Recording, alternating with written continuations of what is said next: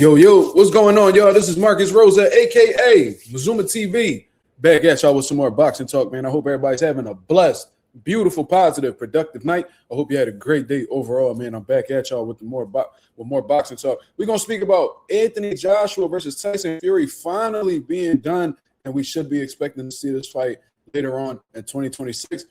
We're going to talk about the gift, the early Christmas gift that was given to us earlier today, the Terence Crawford and Timothy Bradley sparring leak. We're going to be doing a live reaction to that as well. And we're going to talk about Team Haney targeting Gervonta Davis once again. But before we get into that, if y'all could please hit the like button on the way in, that'll be very much appreciated. We on the road to 4K. We well into the 3,200 mark. We about to hit that 3,300 mark any day now. Shout out to the nation in the mile for making this possible. What's going on? What's going on? How we feeling? Came on a little bit late because we got some late dinner. You know what I'm saying? Nothing too crazy. Can't complain at all. How we feeling? Shout out to Marissa Alvarez in the building. How you doing, sis? I'm feeling well. I can't complain. Regular day. My son went to sleep early for the first time in a long time, so I'm happy about that. Can't complain at all. Kabara Train 579. I'm sorry, I don't know what your YouTube name is. I can only see the username. But how are we doing today, brother? I hope everything's well with you. How we feeling? What's on the people's mind? What y'all looking forward to talking about the most? You let me know.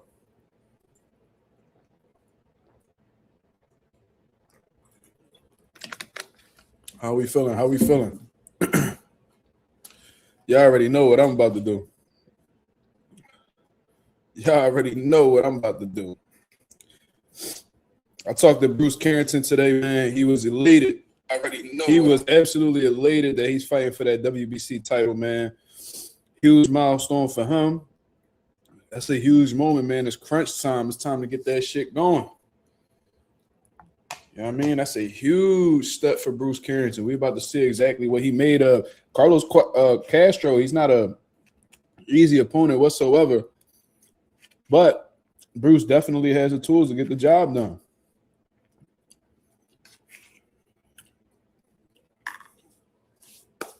It's going to be really hard to ignore Shushu once he gets that WBC title, you know, assuming that he wins. You never know what could happen in boxing, but hey, man, regardless, and he's doing it in New York. It's a lot of pressure on Shushu, man. He may feel different,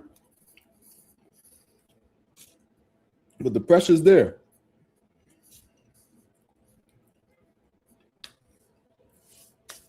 Your first world title fight in your hometown?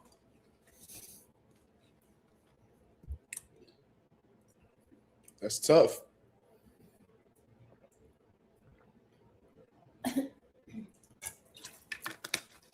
Marissa want to talk about the Crawford Bradley sparring. Okay. I do want to spend a majority of the time on the live just going over that sparring because apparently they got over a half hour of sparring, I believe. So that's about 10 rounds worth of sparring. I don't know. I didn't get to watch the video. I just seen like little clips going around, surfacing around the internet, but I didn't get to watch it in its entirety. I didn't even know that Tim Bradley posted it himself until I looked on YouTube and saw that he uploaded it on his channel. So salute to Tim Bradley for giving us that. I know the saying, whatever happens in the gym stays in the gym and stuff like that, but it ain't like Tim Bradley and Terence Crawford are ever gonna fight. You know what I mean? The sparring was from about to be 15 years ago, because from what I saw, it was January 17th of 2011. I mean, that was when I was in 7th grade. So that's a long, long time ago, man. So it's a great treat for the boxing fans, man. And for those of y'all who fight, you know, amateur boxers, professional fighters, study up, man. You watching two Hall of Famers in the ring sparring. You don't get to see that too often.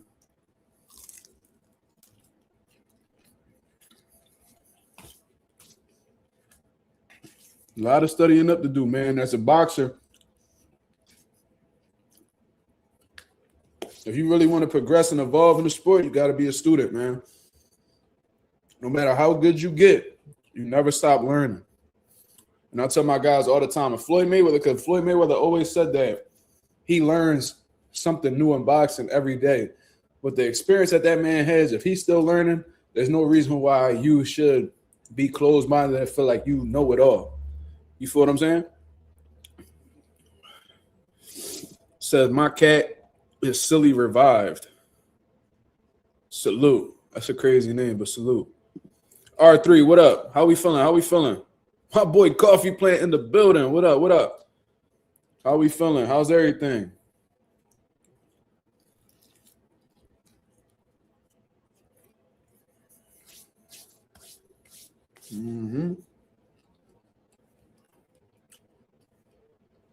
Just got some food from the Chinese spot, man. I seen the cashier yelling at 2 dope fiends. I was like, oh, yeah, this food about to be good as shit, right, babe? I was like, oh, this shit ghetto. It's dirty in this motherfucker. I was like, oh, yeah, this shit about to hit. These wings hitting harder than Tyson out this motherfucker. Let's go, champ.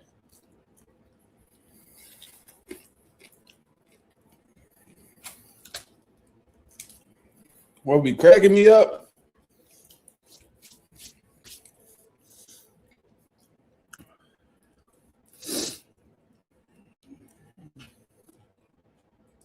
Who the fuck?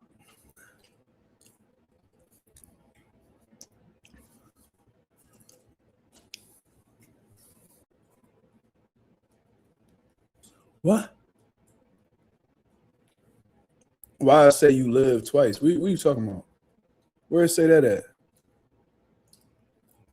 Ralph, what up? Peekaboo de Vemos.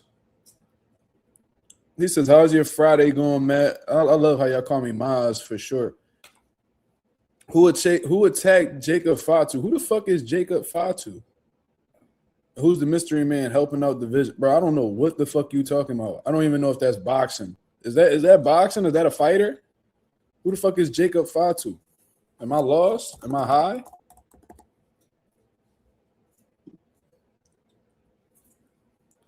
Nigga, I don't know who I had to Google this nigga. He a wrestler? Come on, dog. I ain't watched WWE since I was a baby, cuz.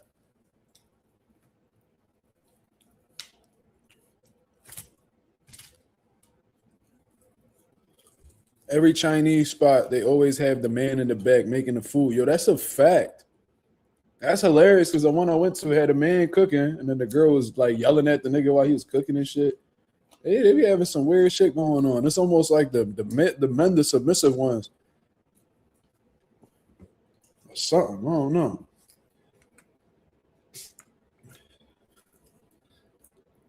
Nigga talking about wrestling. Nobody give a fuck about no wrestling, cuz.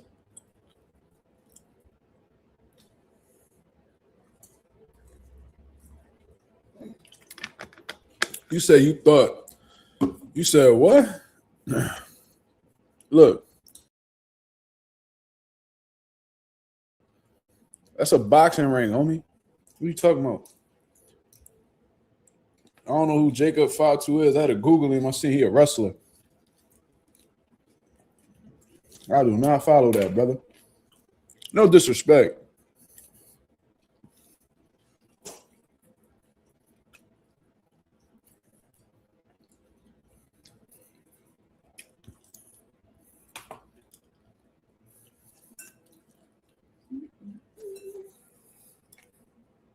Yeah, this shit definitely hit harder than Wild out this bitch.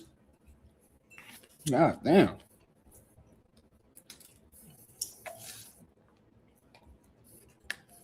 Shit. But anyways, let's talk about it, shall we? Let's talk about some good news that's going on in the sport of boxing, man. Y'all go ahead. Hit the likes, man. Y'all go ahead, hit the likes.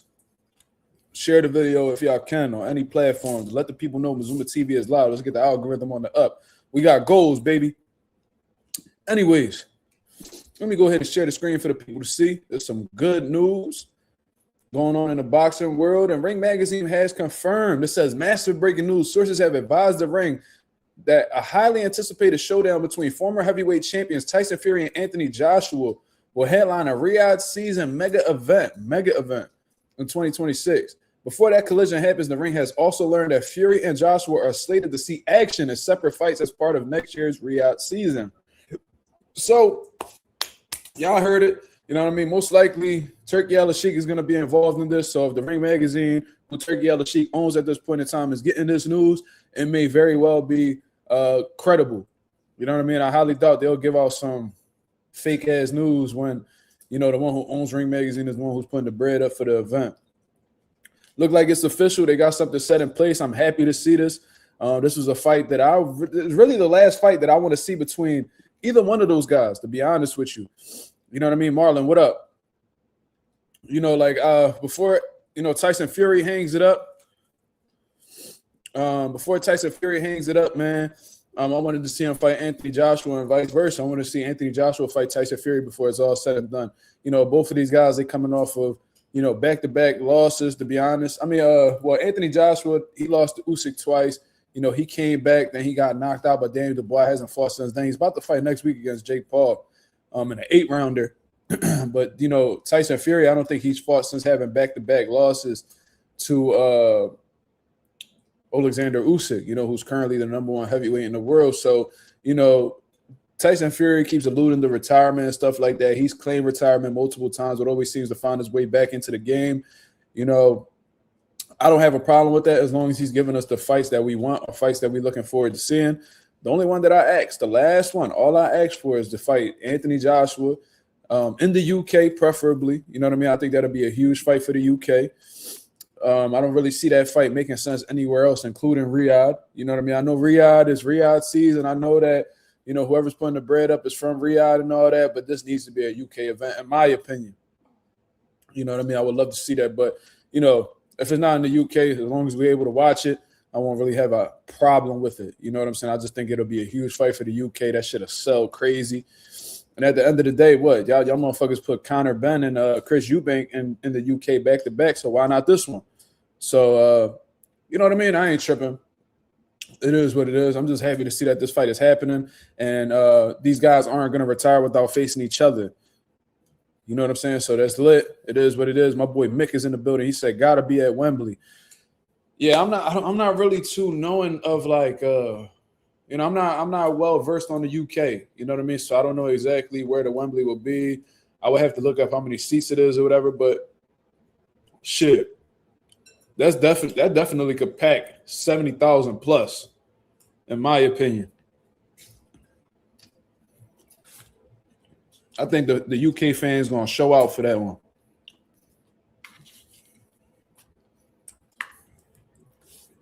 Fans may very well be split down the middle. So that's in London, the biggest stadium, 100K. Sounds like a Wembley fight to me. Yeah, I mean, that sounds like a Wembley fight to me. So nothing really much to speak about this. Looks like they're going to have some tune-ups in between their fights. I know that's just the way that Riyadh season likes to do things. Unfortunately, we've seen Riyadh do this multiple times and have fights, you know, fucked up as a result of that. We've seen that with Devin and Ryan. We've seen that with Anthony Joshua and Deontay Wilder. But, you know, that's what they insist on doing. If they want to get an extra payday in between their mega fight, then it is what it is. I just hope that neither one of them guys fumble the bag. You know what I'm saying?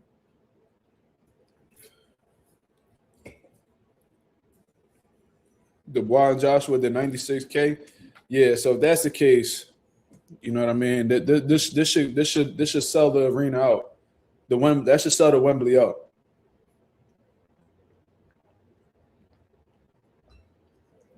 But first things first, we got to see them win their upcoming fights. I don't know who Tyson Fury is going to face. I don't know who Anthony Joshua is going to face after Jake Paul, but hopefully they win their fight so we're able to see this fight.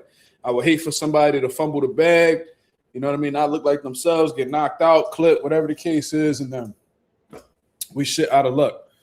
You know what I'm saying? So we'll see. And Turki Al-Sheikh says he's not a charity, so, you know, their next fight might be a tough one. So we'll see.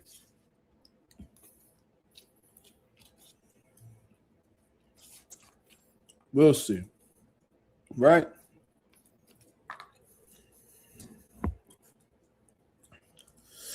Yeah, I seen Gaziev knock Pulev the fuck out. That was a nasty left hook. Pulev ain't even see that shit. He threw that shit right inside his guard. I mean, he brought it right around his guard. Poof. Pulev ain't see it. That shit put his lights out. That was a great knockout win for Gaziev. Got him right back in the mix. And to be real, Pulev been in the game such a long time. Like, I remember Vladimir Klitschko knocked him out cold. And then, like, a few years back, I remember Anthony Joshua knocked him out. He just keep finding his way back into the mix, man. You know what I mean? I seen Moses Atama call him a dinosaur. I'm like, yeah, at this point, you may very well be. So we'll see what's up with Pulev, man. Hopefully he hang that shit up. Ain't no use in seeing somebody like Pulev just keep taking these big fights and getting himself hurt. You know what I'm saying? Pulev done got put on highlight reels multiple times, Ralph. So, you know what I mean? You had a solid career. Take yourself out the game, man. Save yourself before the game. Make an example out of you, man. If that ain't an eye-opener, I don't know what would be. So, shout out to Gaziev for the win. And I feel like Pulev should call it, but at the end of the day, you know, can't tell motherfuckers when to retire, right? Right. So we moving on. Great news for the boxing world nonetheless, man. Shout out to everybody that's in the building. I don't know what's going on. I'm assuming my notifications didn't get sent out because there's no reason why I only got 6 people in the building when I usually had 5 times that amount by now. But it is what it is. We're going to play the cards that's dealt. You feel what I'm saying? My boy Mick back in the building. He said, man, Cruiserweight Gaziev was crazy. He is only 32, like 8 years ago since Usyk fight. Damn, so he started real early with the big fights.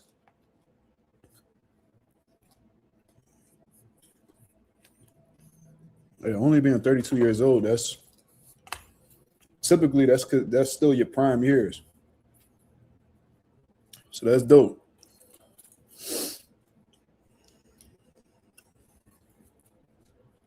So I think it's about that time, man. I think we about to pull out the sparring session between Tim Bradley and Terence Bud Crawford. This was a young Terence Crawford, somebody who was coming up in the game. Nobody really knew who he was. Tim Bradley was whooping everybody in sparring. He called his manager, Cameron Duncan, who was also Terence Crawford's manager at that time. And he was like, yo, I'm going to send this guy over from Omaha to work with you. You know what I'm saying? It's just some guy that I just signed recently or whatever the case is. They brought him over. He said that man. They said Terence Crawford came over there with no coach. They was just giving him water. They didn't give him no instructions, and he whooped on Bradley.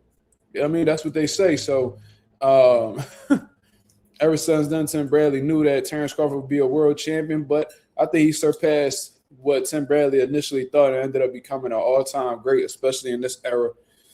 You know what I'm saying? So let's share the screen, and we about to get into this reaction. What I think of the sparring session between Tim Bradley and Terence Crawford. You know what I'm saying? So let's see it. Look at that. January 17th of 2011, y'all. That's a long time ago. So let's get into it. You can see Tim Bradley bald ass head right here. Look at Tim Bradley bald ass head in that bottom left corner. He over here dropping information, snitching on people, telling people what's going on behind the scenes. Now he leaking sparring footage. So let's get into it. Tim Bradley is a former world champion who turned into like a commentator. He fought Manny Pacquiao a few times. Now he's like retired Hall of Famer. And now like he has like his own YouTube channel where he talks boxing and stuff like that. So that's what Tim Bradley is.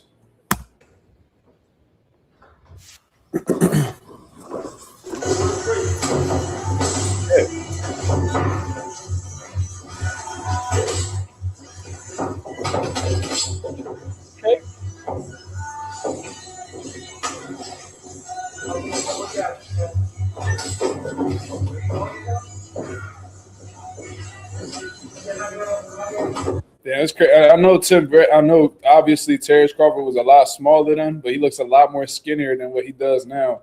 Just lets you know how much his body has matured since the sparring session. Not only that, but you could already see, Crawford's style looks totally different. Looks a lot more energetic, a lot more springy on the feet. You know what I mean? Like more energy being used in his style nowadays. He's like more efficient. You know what I mean? Where he's still in tremendous shape. Let's not get it wrong, but he's more calculated with the way he uses his energy. You see what I'm saying? So there's that. That's something that I noticed right off of the rip. He's coming out southpaw. You know what I'm saying? And he already landed a good right hook on Tim Bradley when they got into that 50-50 exchange there. So cool to see so far.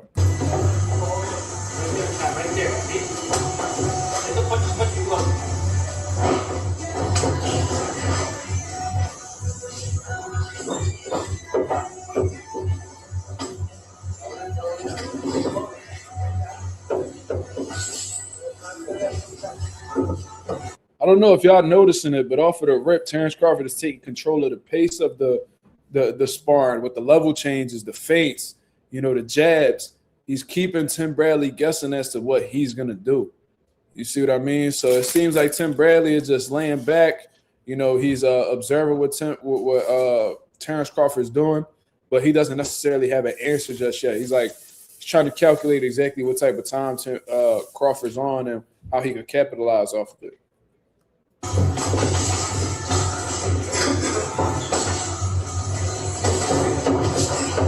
Woo-wee! That's definitely a knockdown. Wasn't like a devastating one, but that was definitely a sharp little hook that he caught Tim Bradley with. Tim Bradley overcommitted to the shot. Crawford took a step back and landed a right hook on him, and that definitely caught him off balance. Let's check that one more time. There it goes. Stepped too much into that jab. I mean, well, probably Crawford was already anticipating your jab, so he already had to do what he was timing with. He was beating that jab. Yup. So I already know what happened right there. So what it looked like was, in 2011, Tim Bradley had to be at 140 pounds. I could check for you. Let's take a look. So when 2011, he was fighting Joel Casamayor. So I'll tell you right now, because that sparring was in January. So this was actually in the lead up to the Devin Alexander fight, because according to the footage, that was January 14th. And he fought Devin Alexander January 29th. So that was actually 2 weeks before. So this was Tim Bradley that was in shape. His weight was low. You know what I mean? Everything was clicking. You know what I mean? It's not like he caught Bradley early in camp. He caught it 2 weeks before the fight. So there's really no excuse. It just so happened that Tim Bradley just wasn't anticipating what was in front of him, or he wasn't expecting that level in front of him. So I could already tell you what happened in that instance. Crawford was actually looking for Tim Bradley's counter so he could counter his counter. You see what I mean? Not to confuse y'all, but just looking off of this right now, I mean, just looking based off of what I'm saying, he sees that Tim Bradley trying to counter him, so he's doing some next level shit with countering his counter. That's usually how you neutralize counter punchers. You see what I'm saying? So he threw the jab out there. Tim Bradley's about to counter with his jab, but Crawford already got a sense of Tim Bradley about to do that, so he takes a half step back and catches him with that right hook coming in and gets that knockdown. Boom, there it goes. Bang. The knockdown.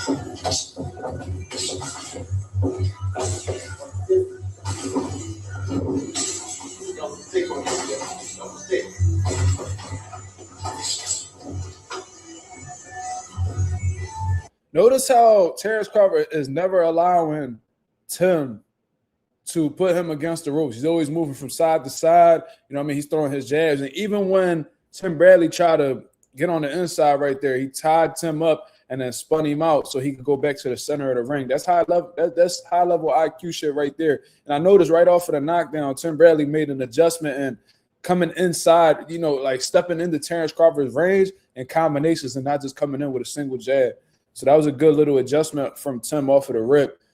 But, thus far, I know it's only been not even 2 minutes into the video yet, but Terence Crawford is already looking like he's in complete control of this sparring session.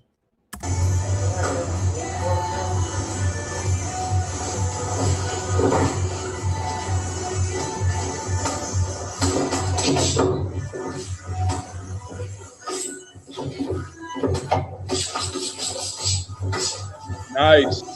Nice work from Tim.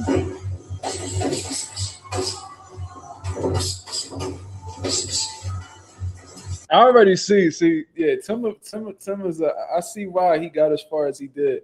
That was a beautiful adjustment from Tim. So he like, all right, this motherfucker using his legs a lot. He doing a whole lot of movement. Let me go ahead and chop at the body so I could try to break this guy down so he could become more of a sit and duck and he could fall more into what I want him to do. Because the movement is giving Tim Bradley trouble right now. So what he's doing is he's not coming in with single shots for one, but when he is coming in, now he's coming in behind combination punches. When you come in behind combinations, it's harder to get counters off against you. You see when he shot that single shot, Crawford was already there. Boom. Was able to get the knockdown because of that. So now Tim Bradley, he's stepping it up a little bit and letting those combinations go to the body. So beautiful work from Tim.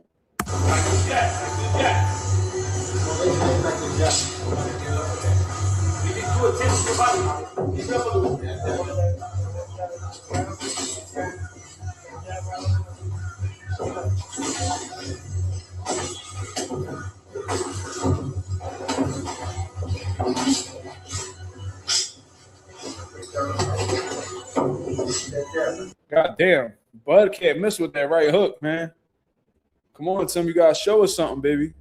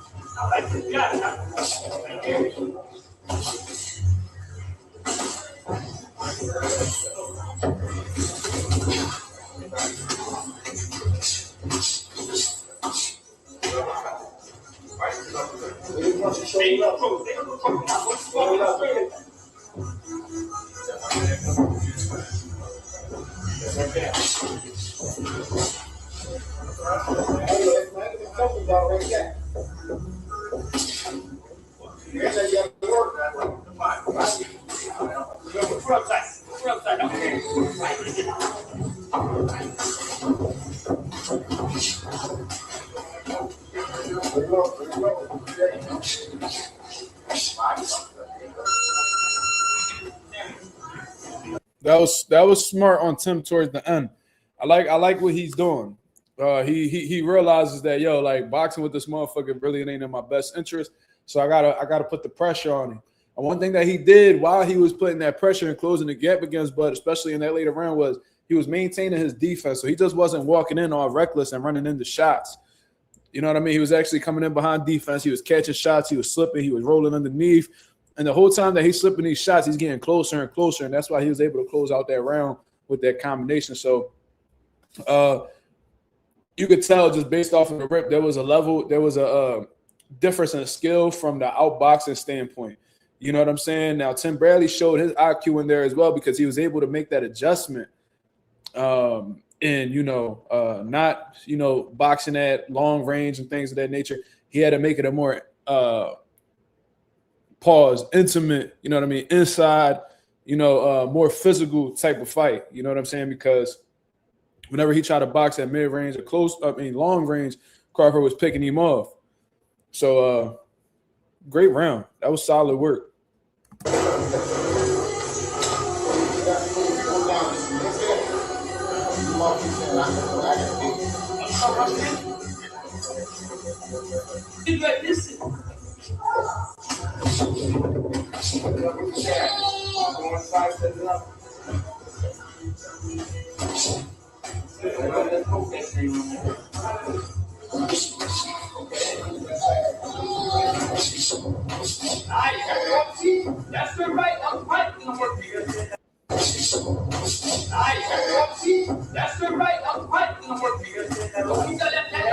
Tim Bradley's definitely picking up the intensity.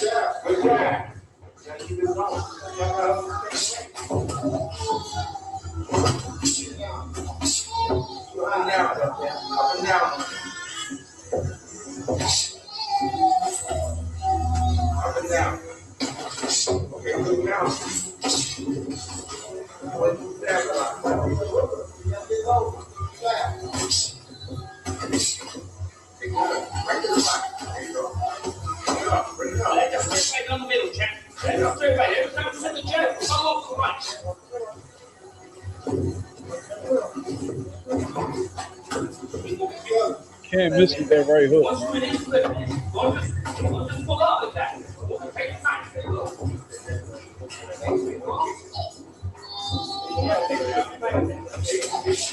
Good counter from Bradley. From Bud.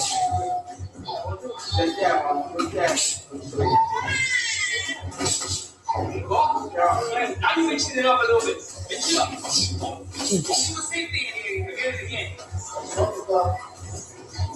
I love the different side. Only for the help of the chance. Very right.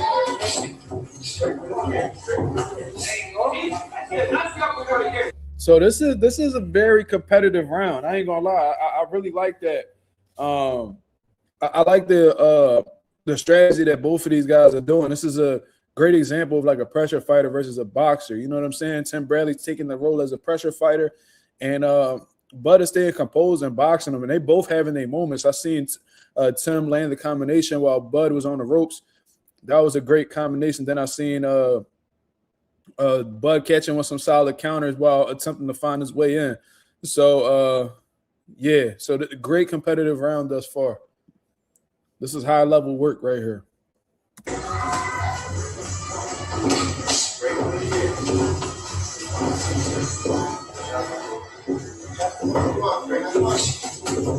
Nice. Beautiful, beautiful fucking counter. Check. Look at that slip uppercut right hook. Beautiful. Then he went right back to the jab. This is textbook, man. Bud was well schooled even in his younger days. That was beautiful. Right here. Look, it's too late. Tim already overcommitted to that shot. He's vulnerable on that left side of his. Uppercut, right hook. Bud throughout the sparring session thus far has had a lot of success with his right hook. Boop, boop.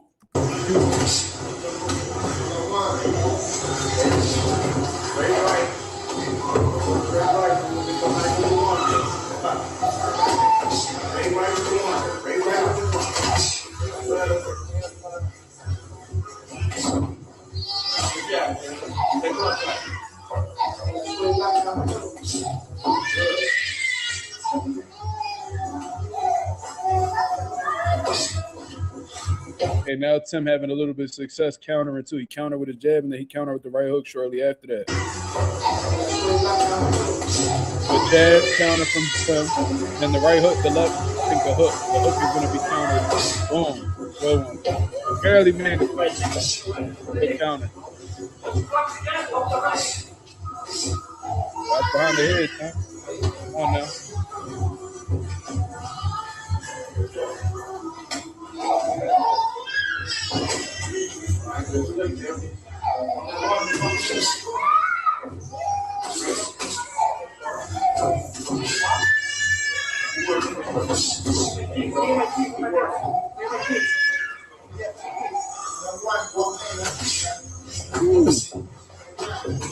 get no that. See, that's how Steve is supposed to be back.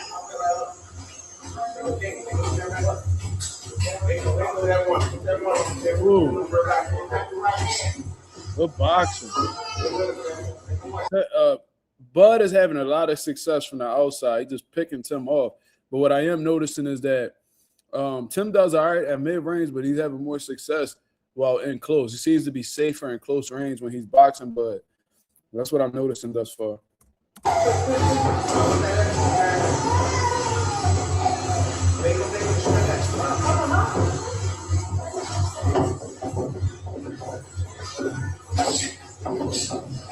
Nice move from Tim. Good way to get off the ropes. Good work inside. See, that's what I'm talking about. He's having success in there. Takes some good shots inside. Solid round. So it's like somebody said, please take that baby home for a nap. Yeah, I'm noticing that too. It almost makes me want to watch it on mute, to be honest. I highly doubt there's any, but I like to hear the sounds of the punches too. So that's kind of what is conflicting for me. But so far it's like Bud is having success, which is really impressive for him to do because this was 3 years before he became world champion, yo. So there ain't nobody know Bud at this time. He was fucking, keep it real, motherfucker was a prospect. He's giving a fucking world level guy really good work. Like Tim Bradley was already a world champion. He was already a world champion. Like he beat Lamont Peterson for a world title. I mean, he didn't beat Lamont for it, but he had fought Kendall Holt.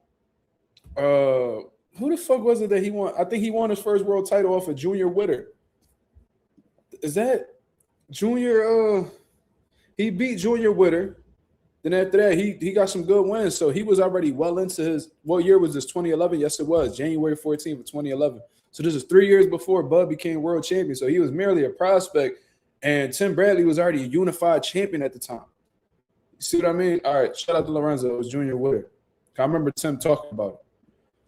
So, yeah, he was already a unified champ, and he was doing some good shit, man.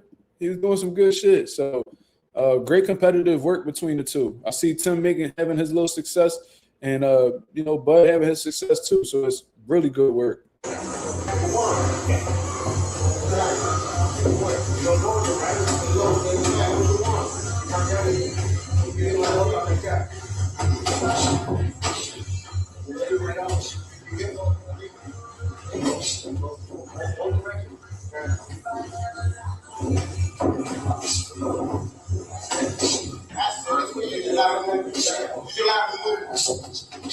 Ooh, good counters to the body from Bud. Did you see that? As soon as Bud, he's seen that Tim was overcommitting a little bit. So if you peep in the beginning, he shoots, he takes a step back because he was anticipating Bradley to come in, and then he countered him while he was trying to come in. Then after that, he stands his ground. So this is the level of unpredictability that Bud has. He doesn't do the same shit over and over again. He has multiple ways to go about making you pay for a situation. So check this out. He makes him go. He shoots. Boom. Look, he shoots. He takes that step back, and then he fires off a combination while Tim is trying to come in. Boom. Boom. Oh, it was only one shot, but he pot shotted him. I guess that's what you want to call it. So that's one way you could go about Tim Bradley trying to counter. Check this out. Look at this instance right here. Tim overcommits. Look at the double up to the body. Look. Boom, boom. Beautiful. Beautiful boxing.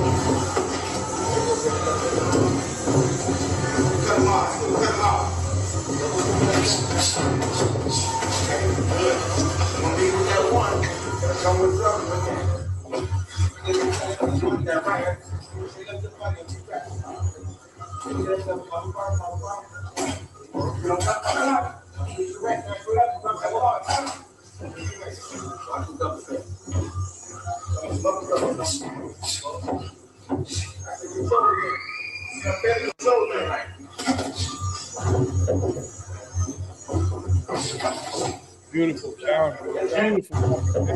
Look at that. Look at that. He slipped that jab. textbook, man. As a southpaw, that's textbook. Then he comes back. What's that? The uppercut? Look at that. Beautiful shot. So Bud is clicking right now in the counter punching department. He's getting the better of the exchanges. He's landing the sharper shots. Having a lot of success countering Tim at this time. So we about to see what Tim going to do to make the adjustment.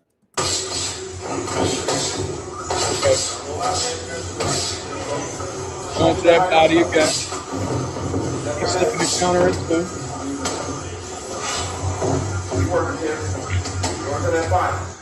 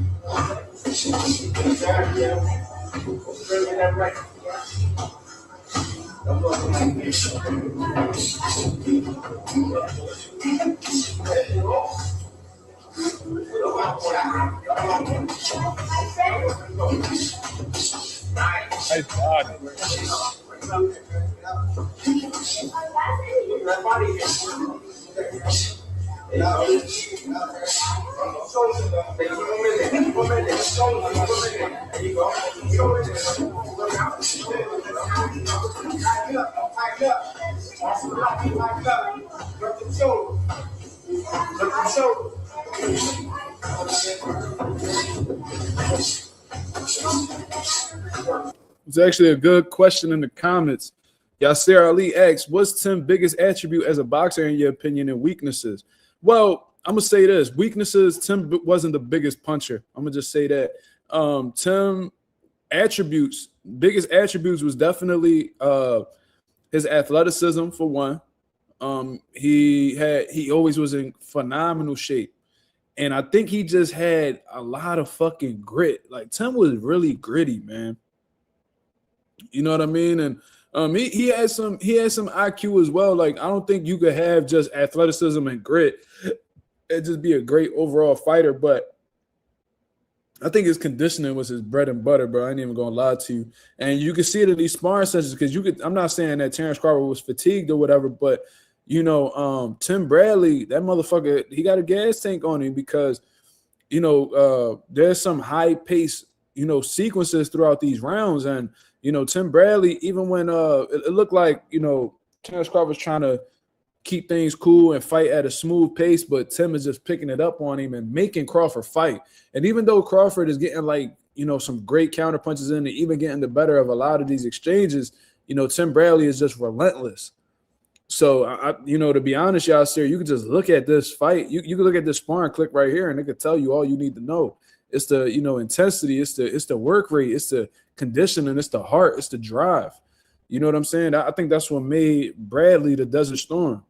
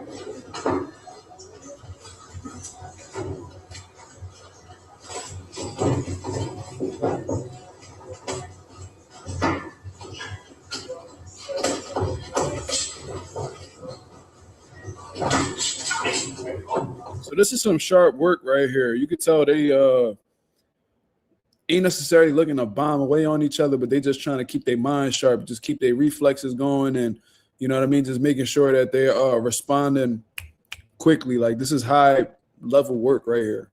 You know what I mean? So I like what I'm seeing between these two.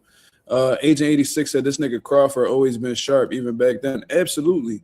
Like I said, we got to take into consideration this was back when Crawford was a prospect. You know what I'm saying? Like if we look back on what Crawford's record was back in 2011, let's take a look. Let's take a look. So Crawford back in 2011, let me see. I'll tell you right now. He was fighting motherfuckers.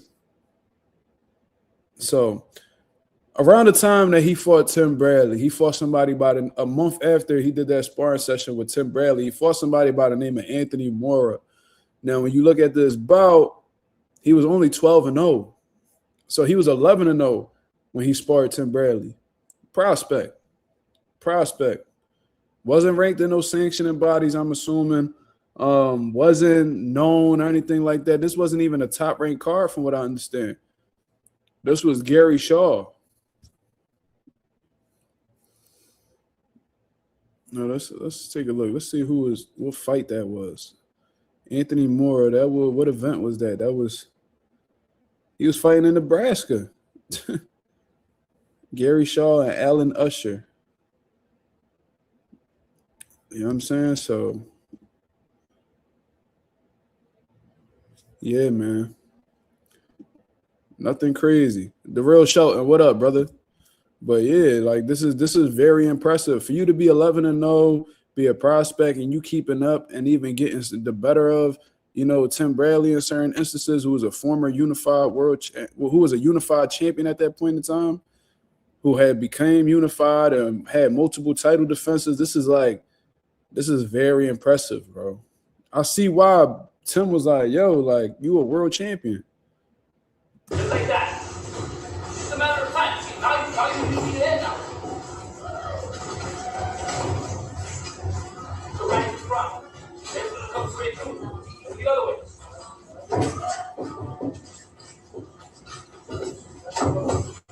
I just like Terence Crawford's level of like unpredictability. You know what I'm saying? Like, you never know what he's gonna do. He's constantly giving you different looks to like throw your timing off. You know what I'm saying? Like, he gives you the illusion that he's gonna shoot the jab. You know what I mean? Then he's doing the level changes to make you think he's gonna go to the body. Then he bringing it back up top. Like, and then he might lead with a left hand after that. So the whole time you think he's looking for something to land on his lead hand. Whole time he just completely throwing you off. He's touching.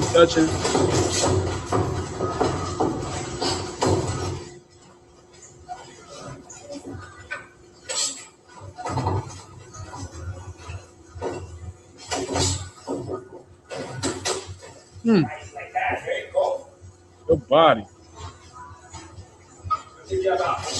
Like you're just set up right.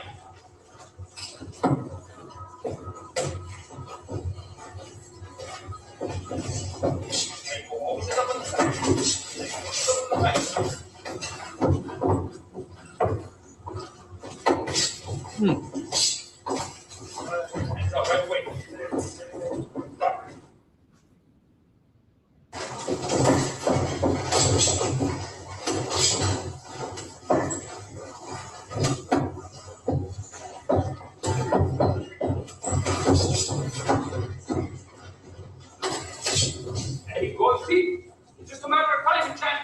That punch right there, one after another, is gonna make that.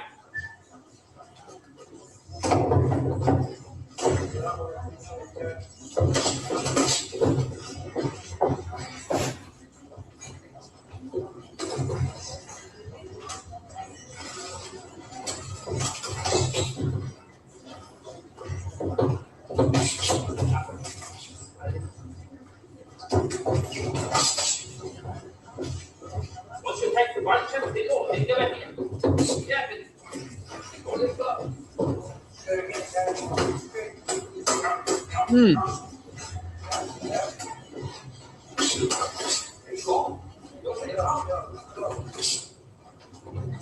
See, it's like this is like really even work because you see Crawford laying a good counter, then Tim Bradley's catching him with a good shot right shortly after the fact, like it's tit for tat. So that's how you know you got very competitive work. And the fact, like I said, the fact that this was competitive, just you got to give Terence Crawford all the props in the world because if you 11-0 with nobody notable on your resume, you're a mere prospect. You should have no business keeping up with no world champion.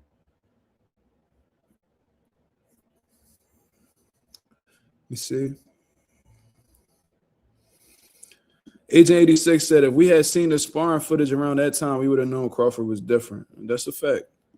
Kabara Train says, I remember I got to work with Steve Nelson, and them boys are well-schooled, super sharp, and disciplined. Oh, really? So you went? Give me context, brother. You went to Nebraska? Did you go over there? Cause I seen they train at Colorado Springs and all of that. So how did that come about? That's dope though. Steve Nelson, you know what I mean? I do think like, you know what I mean, his best days are behind him. I do think that age is catching up to him. But Steve Nelson, man, he could have, like, if they would have been a little bit more on him, I think he could have contended for a world title, man. Steve Nelson was the goods. I remember seeing him early in his career, like when he fought Oscar Riojas and a few other dudes. Let me get a water real quick.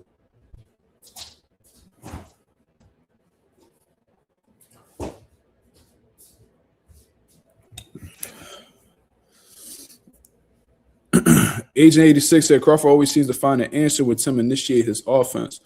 Yeah, he was doing really good at counterpunching. It was like beautiful counterpunching. Nice.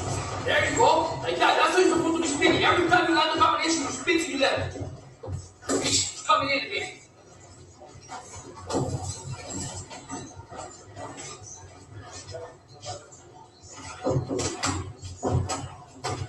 Right there, kick. Right there. Work.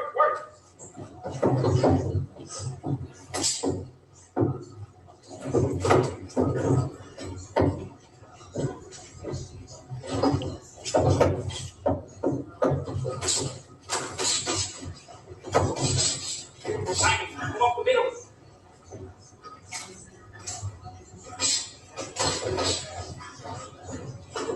It worked.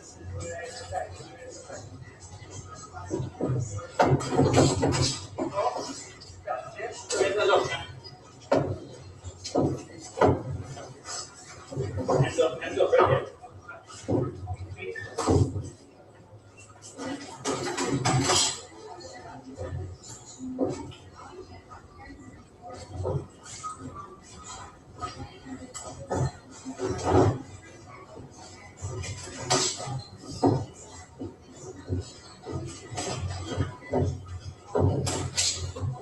The jab was faint up the jazz for blood.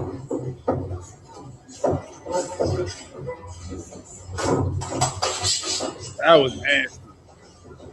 That's man. This dude is quick. Like the mental aspect. Look at that jab and that he counters right off. Oh, that was just bait. That jab was just bait. That jab was to lure Tim Barely in. Boom. Look, he knew Tim was gonna open up right there, and he already had that hook winded up, ready to counter. Boop. And then that uppercut comes right behind him. Boom. Beautiful. Should have turned after that, but that was still a mix.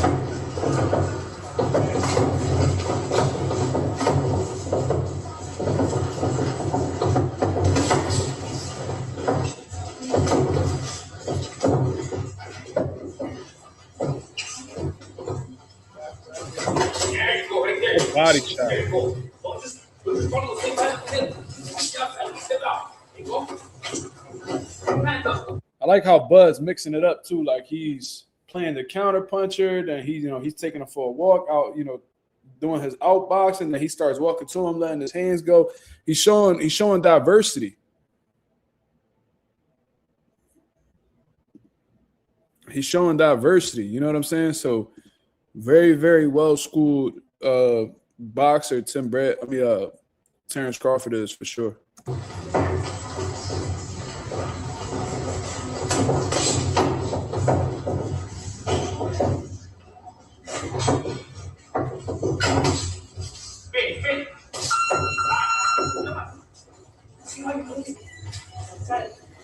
That's great work. I don't think I'm gonna go too much more into that, man. Just for the, we still got how much more time on that sparring? We got about like 12 more minutes on that sparring, probably 11 and some change.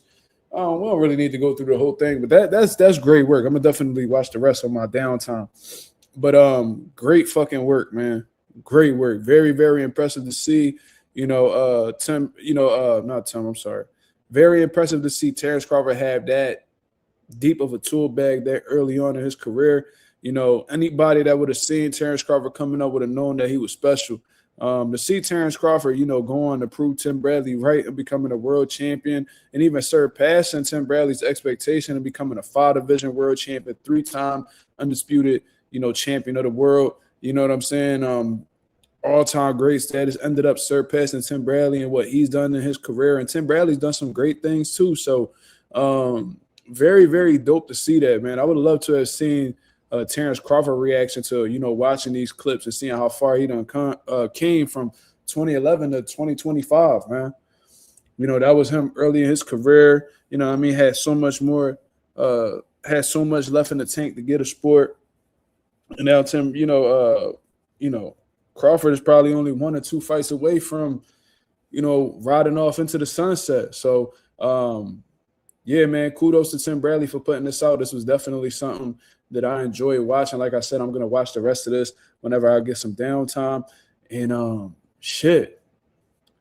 It always seems to be, though, that a lot of these guys that end up being all-time great boxers or do some great things in boxing, they always had like some type of competitive sparring sessions with, guys who were, the present they were the future at the time of the sparring session, but the guys that they were sparring with at present, they always seem to get off on them or give them great competitive work. Like, Floyd Mayweather, for example, I remember when he said that he had stories about, boxing Pernell Whitaker, and they said that he got off on Pernell Whitaker for the most part.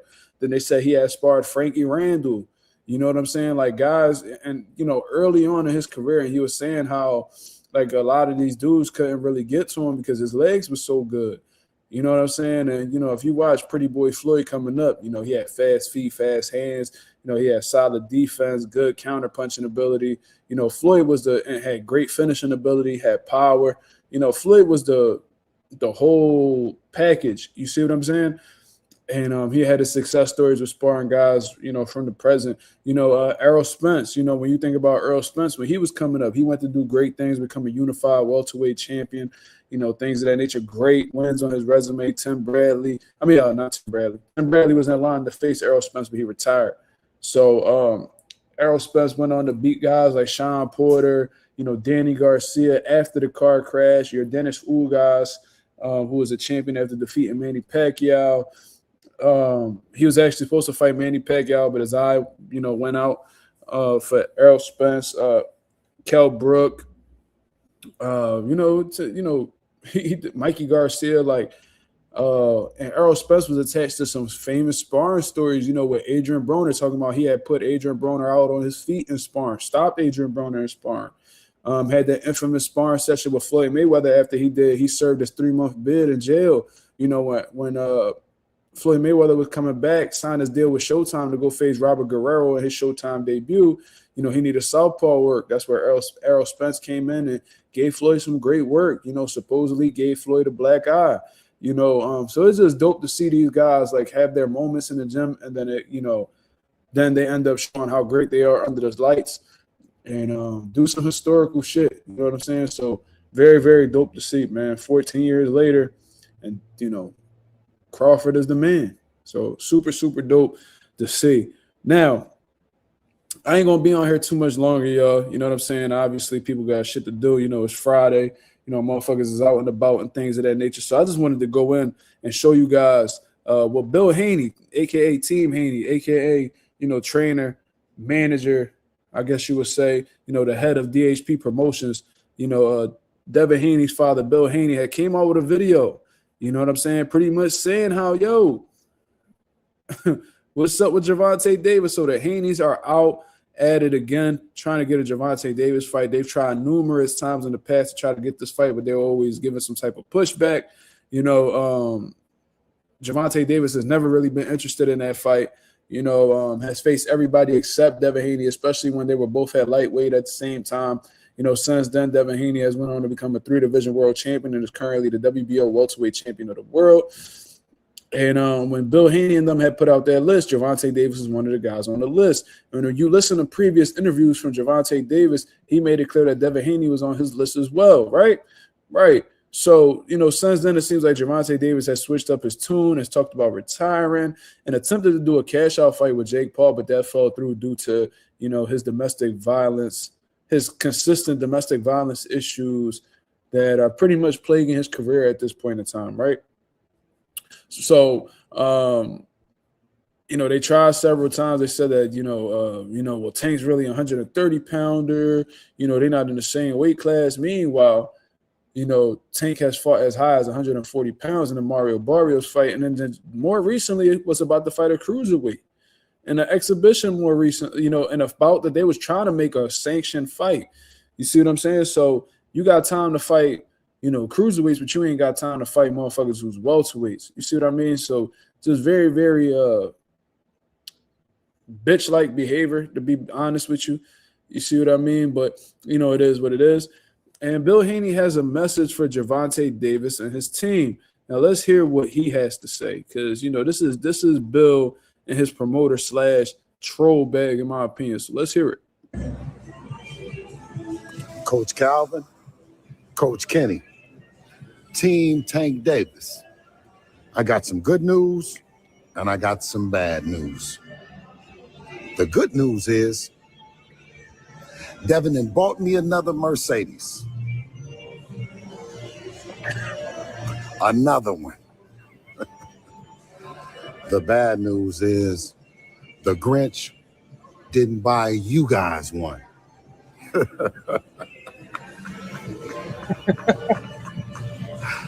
He an asshole, bro. He thought the Grinch is obviously Gervonta Davis. Look at the way he be looking in the camera like Bill be on straight bullshit, bro. He be ready to talk his shit, bro.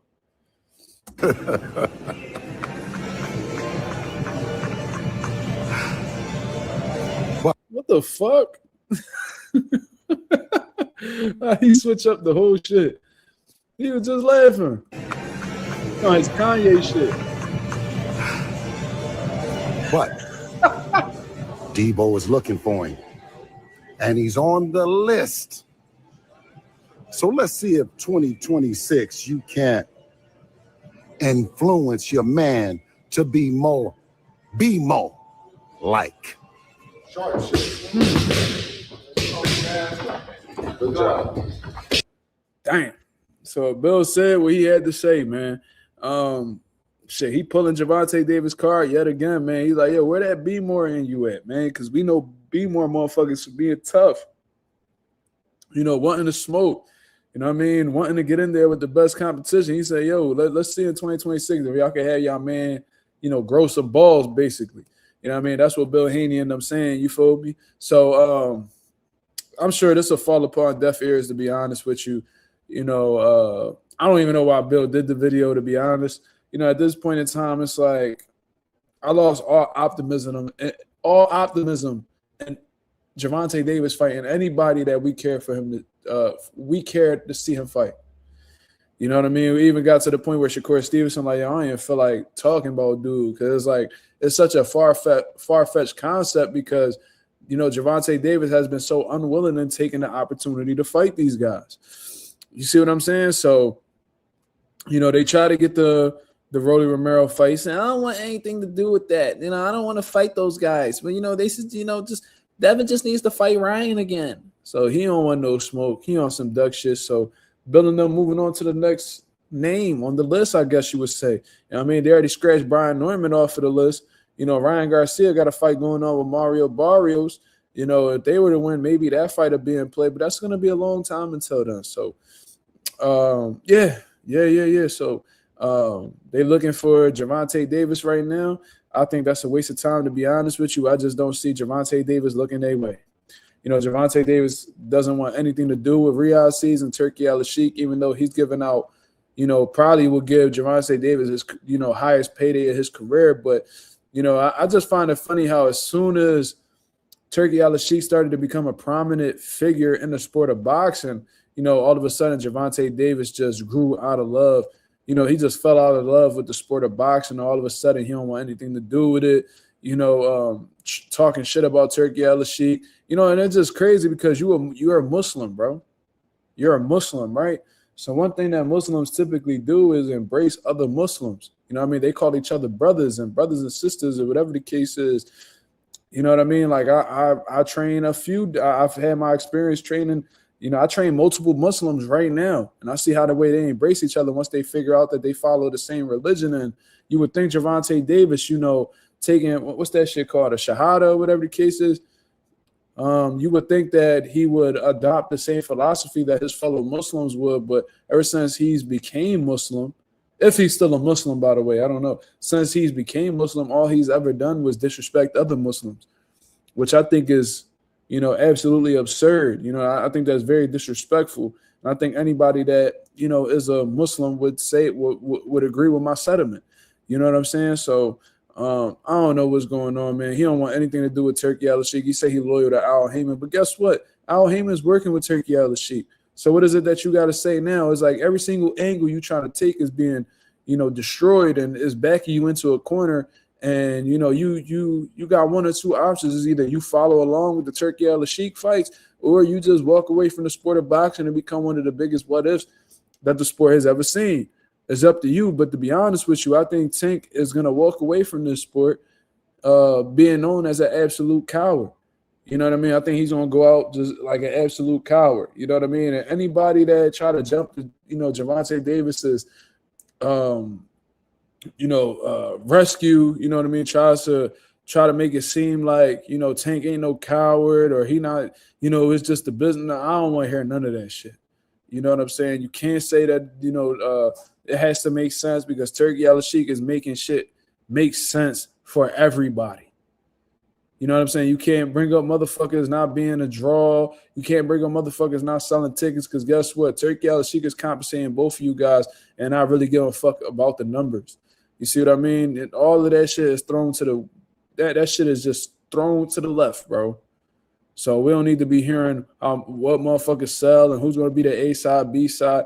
It ain't no side when it comes to Turkey. You get paid what you're looking for. He gets paid what he's looking for, and y'all fucking fight. And it's really that simple. You see what I'm saying? So it is what it is.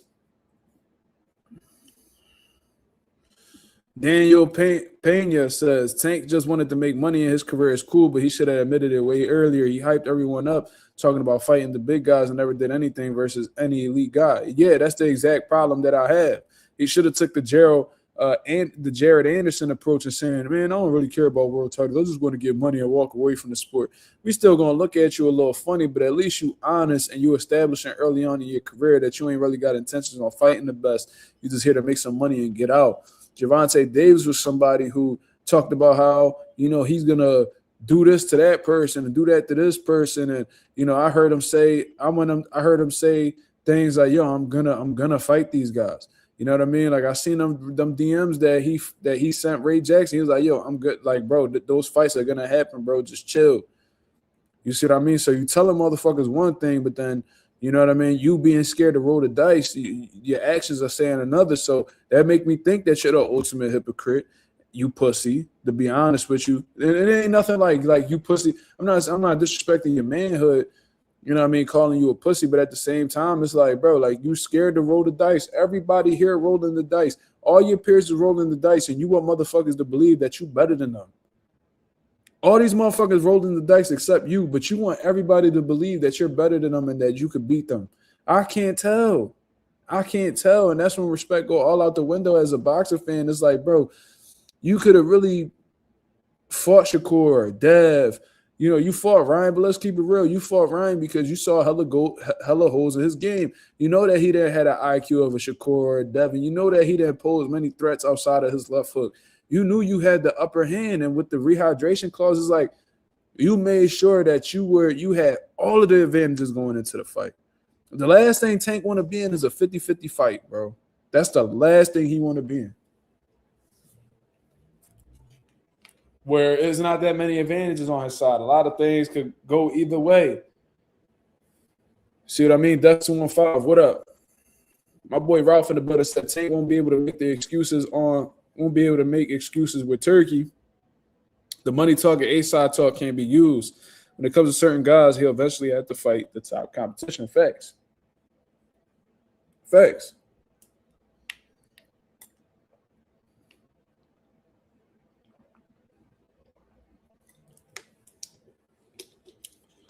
Super facts.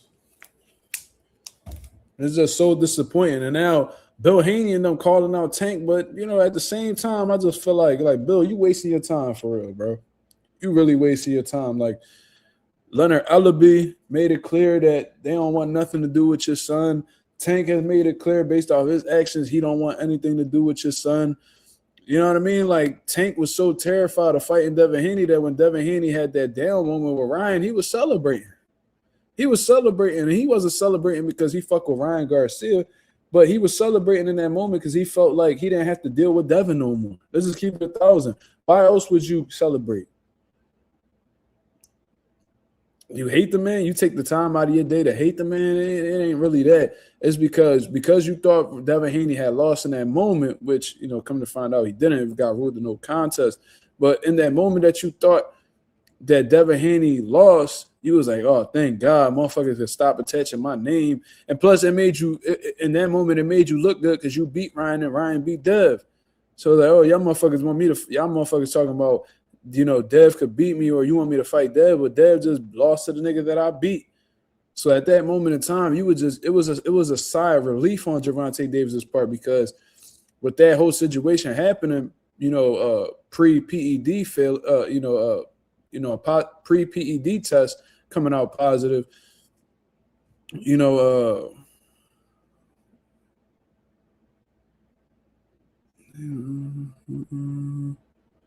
Shit, I got caught up in that comment. I seen something pop up. If Tank retires today, does he deserve to go to the Hall of Fame with his current resume? I mean, not really, to be honest with you. Like, when you talking about his biggest win, the Hall of Fame nowadays is a popularity contest, right? So, like, if you were, a notable, like, if you were one of the faces of the game at one point in time and you sold a shit ton of tickets and, you may have been a part of some big fights like the Ryan fight and stuff like that, they may put you in the Hall of Fame because of that. 'Cause that's what the Hall of Fame has become, more recently. It's a popularity contest. You know what I mean? If you were well-known or you were somebody that was talked about a lot, when you hang it up and it's all said and done, they might throw you in the Hall of Fame. And some years, I'm going to keep it real, a lot of these international boxing Hall of Fame guys be running out of guys to put into the Hall of Fame, so I think they just be throwing motherfuckers in there just for the hell of it. That's just what I be thinking. You see what I mean? But like, I don't think Gervonta Davis is a Hall of Famer at all. You see what I'm saying? Like, just look at his resume, y'all. Like, because part of being a Hall of Famer is beating the elite level competition, and it's like you got Jose Pedraza, you got Leo Santa Cruz. Then it's like, what, Ryan? Ryan, really? Like Jesus Cuellar, what was it? Who he fought? That Liam Walsh or some shit like that. Like that's your resume, bro. We talking about like Frank Martin, who, didn't, like, he wasn't no world champion. Motherfucking Mario Barrios, he had a regular belt at 140. I don't know, man. Like, your most notable win is probably Leo Santa Cruz. Like, I don't know. Like, I don't really look at his line of work and be like, oh shit, like this dude was. And let's keep it real. Like, Gervonta Davis, he really a 2-division world champion. I see people always throwing around that 3-division shit. He wasn't a 3-division world champion, man. That wasn't a legit belt at 140, y'all. That wasn't a legit belt at 140. At the time, Josh Taylor, I believe he was undisputed at the time that Tank fought Mario Barrios. He had a regular title. We don't count those. I had this motherfucker Rolly Romero on my phone telling me that he was a 2-time world champ, and I'm like, bro, no, you weren't, bro. We don't count regular belts. We don't count regular belts. If it's not the full status belt, we not counting it.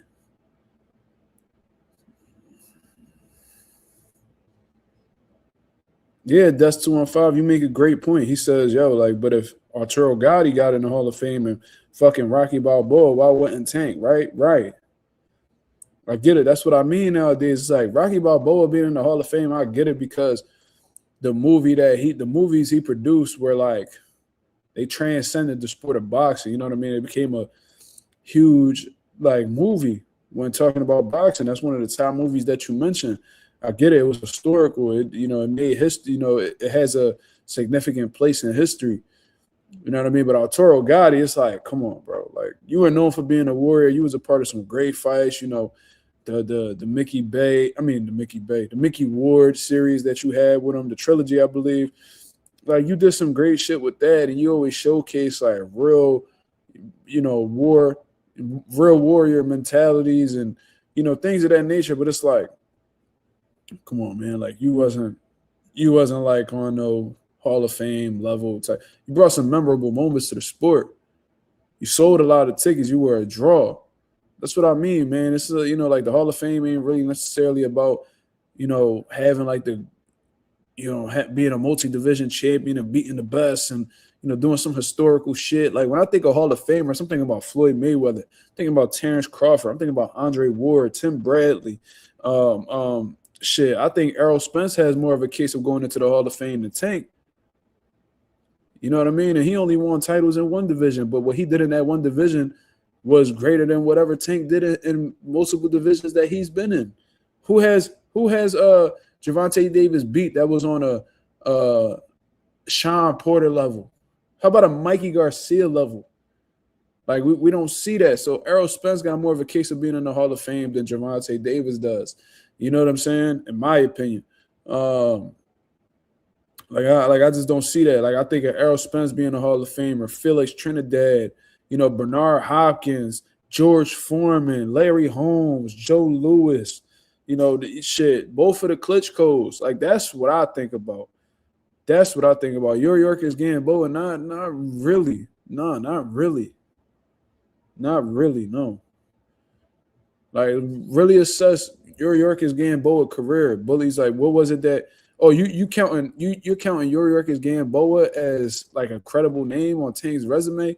I mean, I guess he was notable, he was a gold medalist, I guess, and he had like his moments and stuff like that, but everything went downhill after Gamboa lost the Bud. Like, let's just keep it 1,000. Like, Gamboa, and at the time that Tank fought Gamboa was well past his prime. Well past his prime, in my opinion. Like, we can just take a look right now and look through the resumes. He hasn't fought since 2022 since Isak stepped on him. But, he ended his career at 30-5, and he been stopped 4 times. You know what I'm saying? Like, come on, man. I don't really see any, like, okay. Like, early on in his career,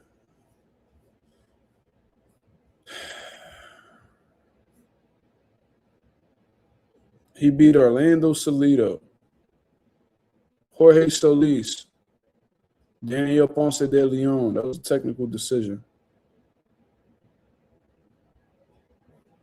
Then he fought Darles Perez. Then he lost to Bud. He lost to that boy Castellanos twice.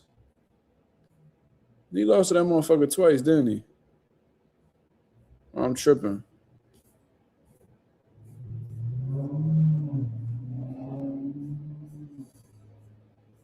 No, I'm tripping, y'all. My fault. I must have read his name twice. Yeah, it's like, come on, man. Is Broner in the Hall of Fame? He got that 4-division championship on his side. You know what I mean? But, like, resume, it's like, come on, bro. Like, that like, to me, like, you got to do some great shit to be in the Hall of Fame. You got to beat, like, some notable guys. Like, who Broner's best wins is probably, like, fucking Paulie Malignaggi. Like, come on, bro. Paulie, bro. Then you got, he was at 130. Who was that? Ponce de Leon. He beat Ponce de Leon. You feel what I'm saying? Like, he, like, all right.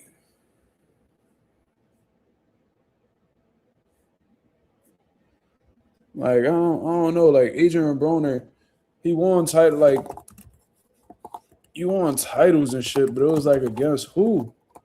You feel what I mean? That'd be my whole thing. And it's like, you got to prove that you great time and time and time again. Like, the ones that I mentioned, they proved that they was great time and time again.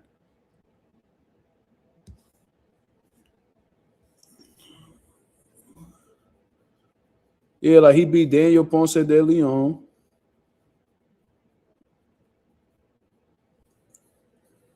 Antonio DeMarco. Then it's Paulie, bro. You lost to Maidana. You beat John Molina Jr. It's like, all right, bro. You lost to Sean Porter. Like, he lost to Mikey. You lost to Pacquiao. You got a draw with Jesse Vargas. I was there. You just lost to Blair Cobbs. It's like, nah, bro. Like, I don't know. I don't think any of these dudes Hall of Famers. Like I said, when I think of Hall of Fame fighters, I'm thinking about people who proved to be great over and over again. Like, you can't tell me that George Foreman didn't prove to be great. You can't tell me that Muhammad Ali didn't prove to be great. Tim Bradley proved to be great. He did. He did. Talking about Kendall Holt, Nate Campbell, Lamont Peterson, Devin Alexander. Like, listen, like, and y'all might not know them names because you ain't been in boxing that long, but they were them guys when they was coming up. And that's only a few. Tim also got a win over Manny Pacquiao. Despite how you feel about it, he got a win over him. Not many people got wins over Pacquiao, especially at that point in his career. Like, I don't know, man. Bradley rumbled all of them facts. And only ever lost to Pacquiao. That's the thing. It's like, you can't tell me Bernard Hopkins didn't prove to be great over and over again. Juan Manuel Marquez, you can't tell me that he didn't prove to be great over and over again. Like, for real, Danny Garcia's resume at 140, that's more Hall of Fame worthy than a fucking Gervonta Davis. I don't give a fuck what nobody say. And anybody that want to have that debate, we could have it. We could really have it. Like, come on, bro.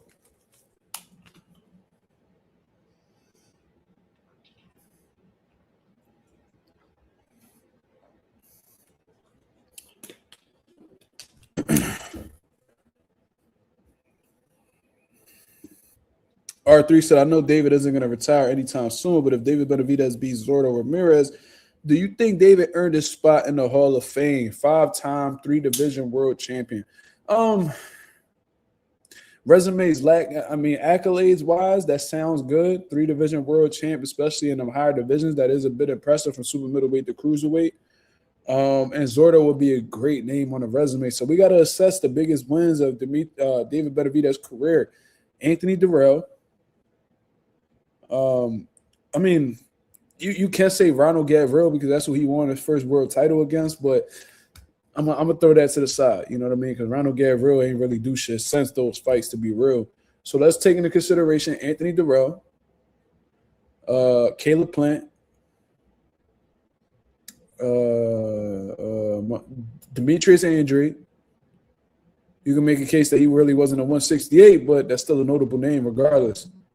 David Morrell, who was one of the most feared guys in them higher weights, between 168 to 175. A lot of people thought Benavidez was ducking him. Alexander Volzdik, who was a champion. I'm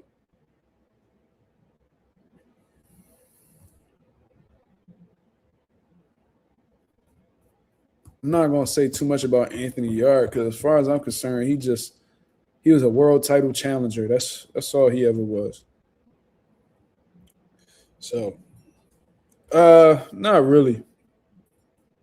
I think Benavidez is on the right track. So, like, if he beats Zordo, let's say he does some shit like he beats Zordo, right? And he wins that world title, and he goes back to 75, and he fights the winner of Better Beef, Bivol, at 175. Whoever wins that trilogy, then they see him and he beats them. Now you want some shit. Now you's like, you there. To me. You know what I'm saying? Because if you got Bivol, let's say Better Beef beats Bivol, and he punches on Better Beef. We can't say, oh, well, Better Beef was 40 plus years old. No. He just beat a prime Dimitri Bivol. Ain't nobody trying to hear none of that shit. But let's say Bivol, beats Better Beef again. Then he gets in there with Benavidez, and Benavidez beats that ass. It's like we gotta start having that discussion. And Tim Bradley got a win over Juan Manuel Marquez. I was really upset with that. Tim Bradley a Hall of Famer, bro. Really a Hall of Famer. I'll be clowning him. I'll be talking shit about him because he be tripping sometimes, but Tim Bradley was a hell of a fighter and Tim motherfucker had courage. That nigga had nuts. Pause. But you get what I mean. Like, he had courage. He was a dog, for real. What up, Chris? How you feeling? What up? But, yeah. Broner beat several shades of shit out of DeMarco. Yeah, that's a fact. I remember that. I remember Broner was whooping on John Molina Jr. too. That's like when PBC first got off the ground. I remember that shit. Gervonta Davis would beat your favorite fighter. How would you know? What has Gervonta Davis done to first of all, my favorite fighter is Jerron Boots Ennis. So that's a fucking lie. So you don't even know what the fuck you talking about. My other favorite fighter is David Benavidez. So that also wouldn't make sense. So I would say that, how about you figure out who my favorite fighters are before you make that dumbass statement? But one thing I want to rebuttal with is, how do you know? How do you know if he hasn't fought those top names? How would you know? You guessing? You speculating? You assuming? Because as a boxing fan, I wouldn't want to assume anything. I would like to know. Gervonta Davis fans, for the most part, not all of them, but for the most part, a lot of them like to imagine. Motherfucking Tank fans, they live in a fantasy land. Y'all motherfuckers just want to think about, y'all niggas just want to think about what Tank did.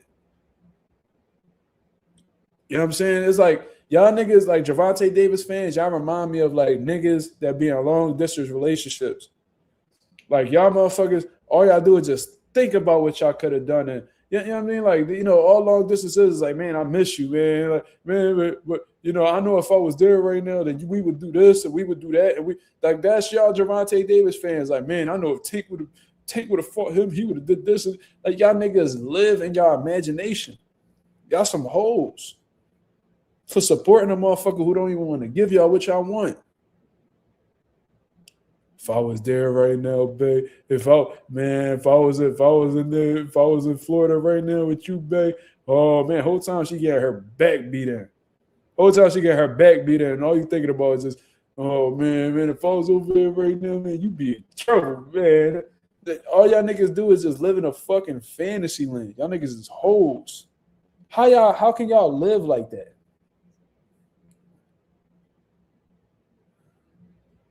Did somebody pack the Bull Fire Jordans?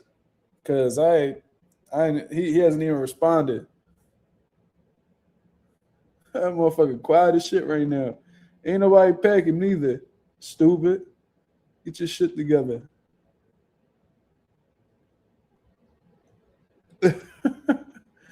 Stupid ass.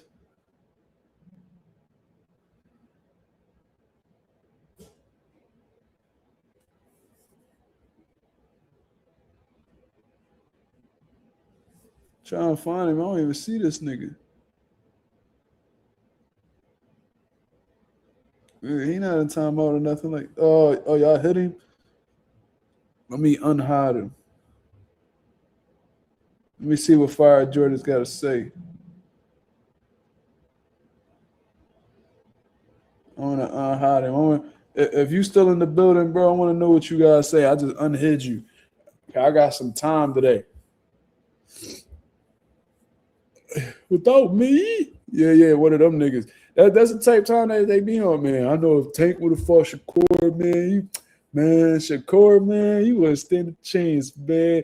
Man, if Tank would have fought Gary Russell, man, he'd have knocked that old nigga. Man, if he would have fought Tevin, man, he would have knocked that nigga eye straight, man.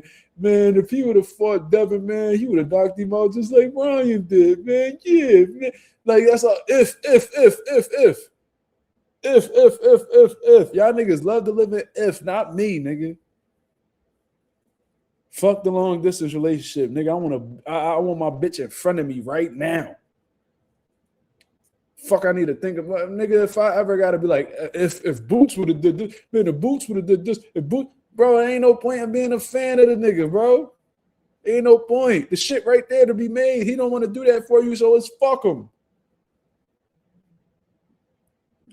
Fire Jordan's got the Jordan 6 rings collection.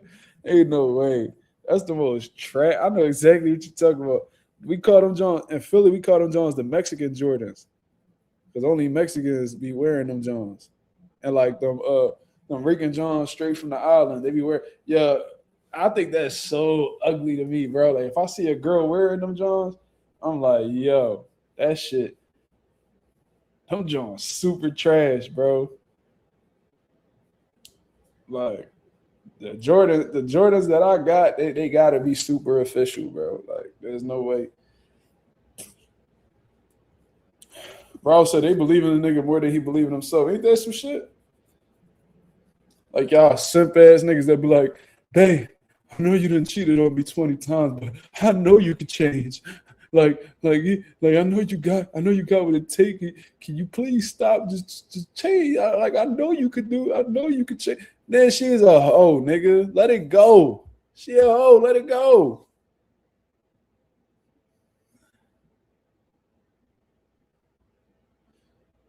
S. Dot. I unhit him, so I don't even know why you talking shit about my mods, nigga. Don't get added to the list. You heard? Fuck out of here. Why you worried about it? Why you worried about what somebody doing to another nigga on here? Why you worried about it? Joe Quinn, what up? That's what I want to know. Why you tripping? That ain't none of your concern, brother. That's your man's? Let me know. Let me know if that's your man's.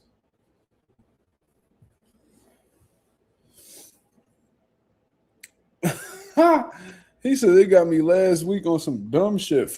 Okay. What you say?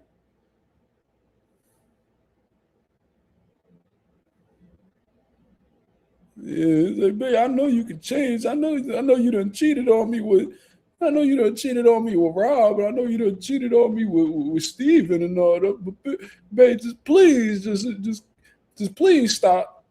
That's how Tank fans be like, please stop being a bitch. Please stop, Duggan. Just fight him, please. He like, fuck you. Oh, man, see this, man, you ain't even got to do that, man. Man, you got me looking bad out here, man. You ain't got to support me. Fuck you. I'm up. I don't need you no more. Oh, man, y'all niggas be some hoes. He said my girl taller than 10. I think mine's is too.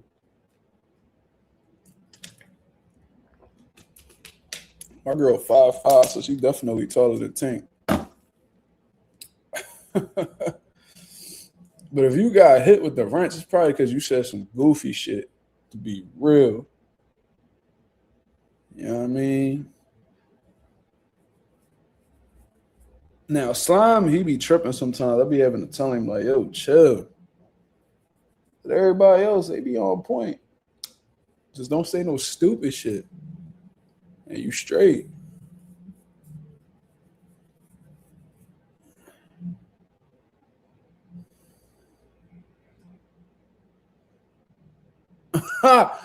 Yo, see, that's some bitch shit right there.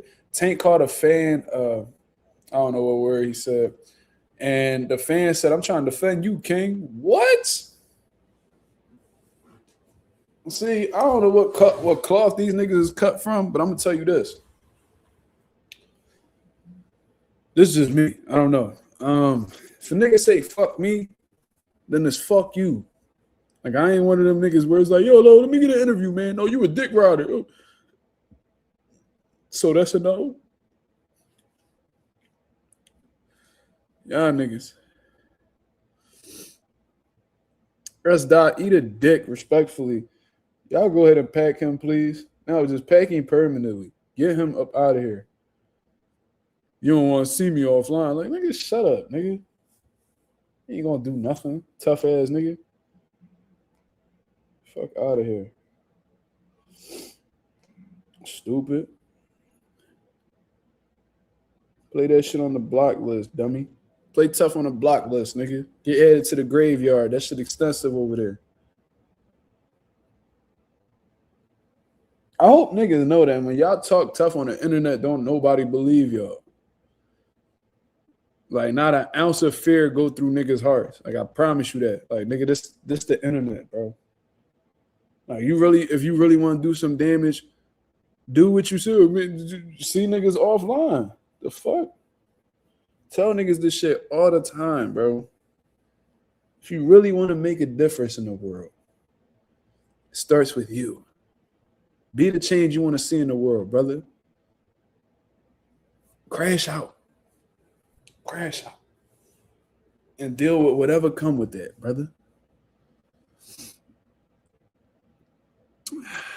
Green Jarrell says, drop that location. Who you talking about? Who you talking about, bro?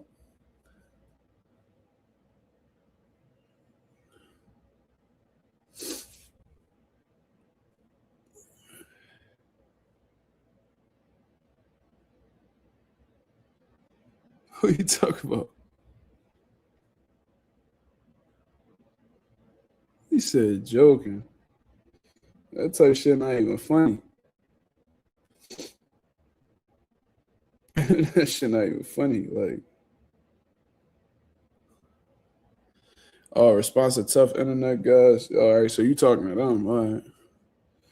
Yeah, I don't be doing none of that. Like, but what I always say is I ain't hard to find. Really ain't. I ever get threats all the time on this motherfucker. Niggas be feeling like motherfucking niggas be feeling like Macho Man Randy Savage out this motherfucker when they get online. When they get on this computer, all these social networks and these computers got these niggas walking around like they some shooters. Like pussy talk that same shit from your computer. They be tripping. They be bugging the fuck out. I'm like, I don't know where y'all niggas get that shit from. What?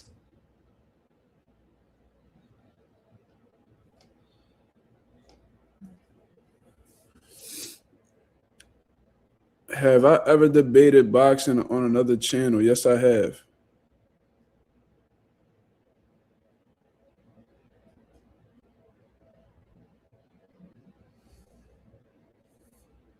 Yes, I have.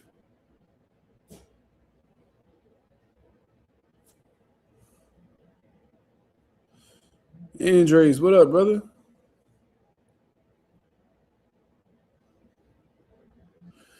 You said I ain't hard to find. This my real name.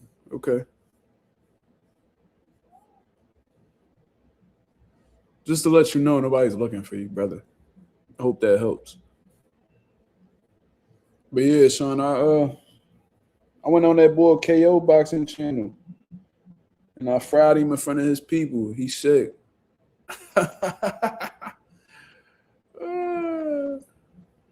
Bro, that was a long time ago though, bro. Like I don't be, bro. I'm trying to tell y'all when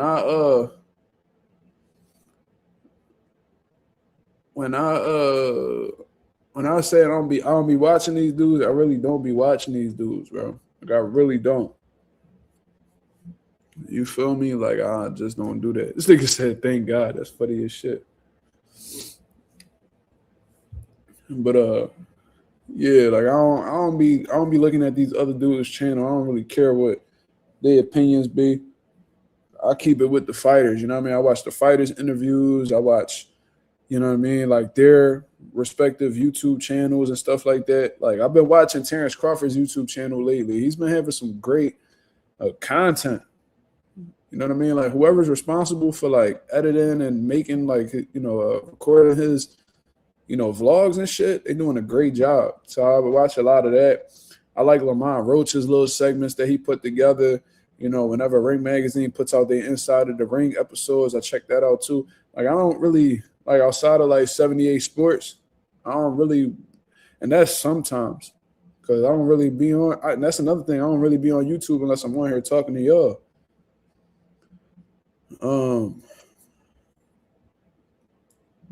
Outside of like 78 Sports TV, I don't really watch nobody else. Boots vlogs be fire. They definitely do too. Yeah, but I do think his vlogs be too short. Like, I don't know. I think they need to like record more so they can have more to cook with. But yeah, I do like. I think they need to show Boots' personality more, man. Like Boots got a great personality that a lot of people not really hip to just yet. You know what I'm saying?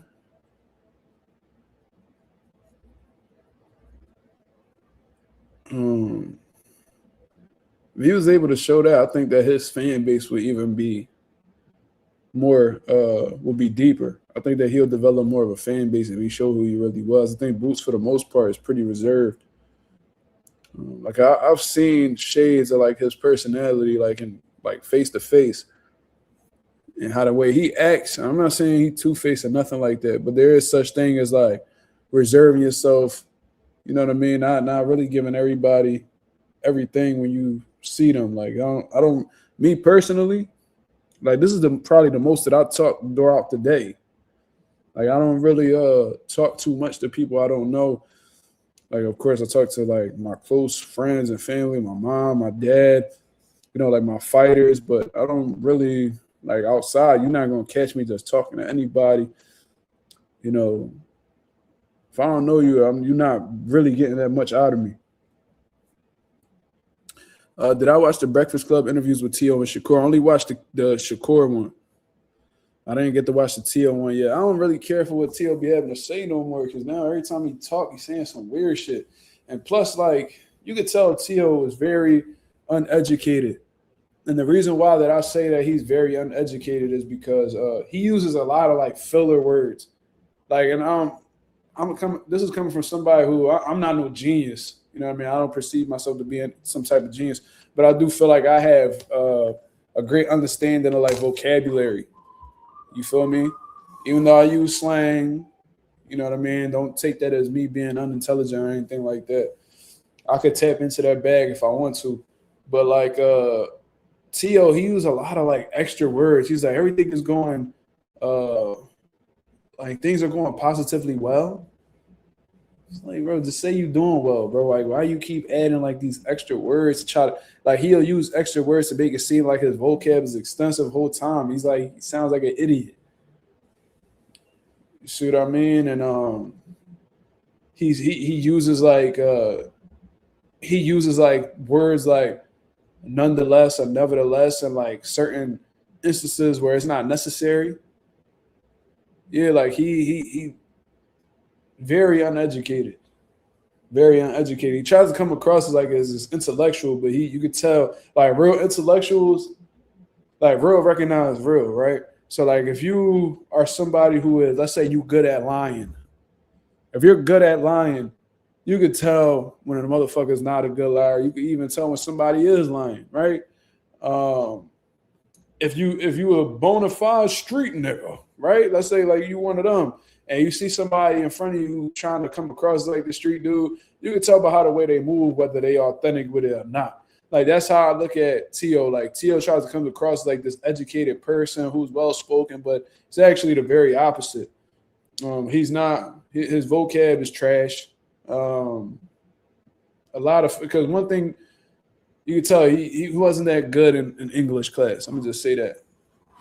A lot of filler words, a lot of stupid shit comes out of his mouth, and his misuse of words is very frequent throughout his interviews. Just listen to him talk. You'll pick up on it. Not smart at all.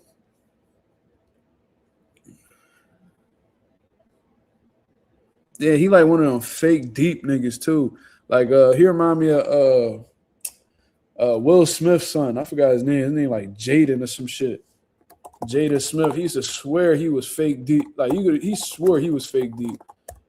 Well, he swore he was Jada Smith said some shit one time. He said the more time you spend awake, the more time you spend asleep. How? Huh?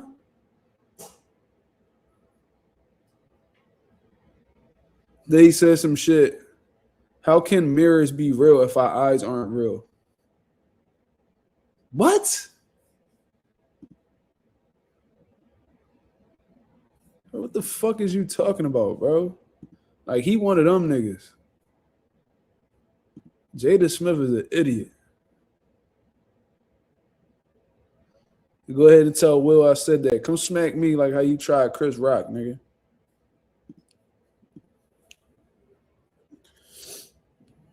That'd be the day. You don't like when people bring up your wife, right? All right, so what if I bring up your son? Then what? Come do something about it. Pseudo-intellectual?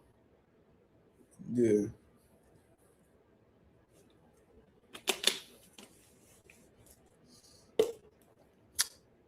That slap was real. It looked weird how the way he slapped him, but he did slap him.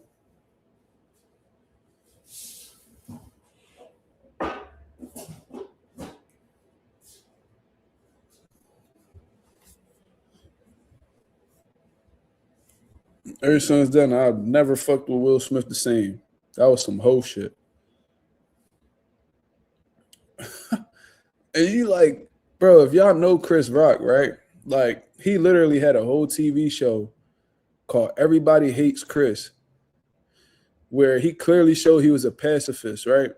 Like, he never wanted any trouble. He got bullied consistently. You know what I'm saying? Like, he ain't no tough motherfucker, and he a comedian, so he not saying anything like with ill will. So you go ahead and slap him. It's like that was really like the most pussy shit you could do. Like let's keep it real. Like you went in there slapped anybody that happened to say that. Bro, what's up with you, bro? Like, why you keep this motherfucker, bro? Can't stand motherfuckers like this.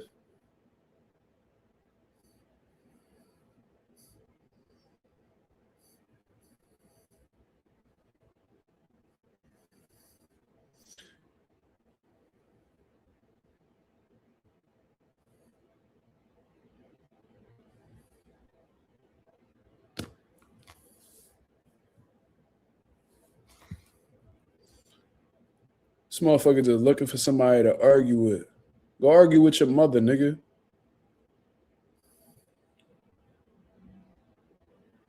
Go argue with your mother, nigga.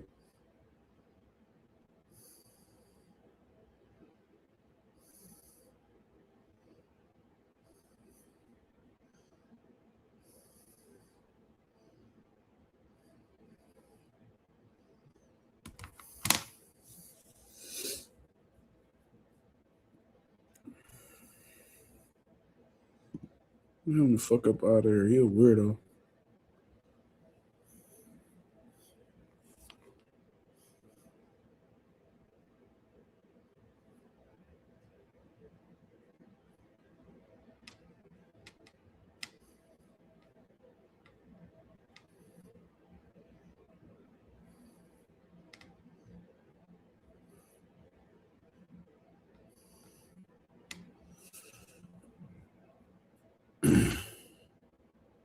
You know why he was laughing and then he turned stone faced? Because his wife looked at him like, man, Jada got that nigga wrapped around her finger.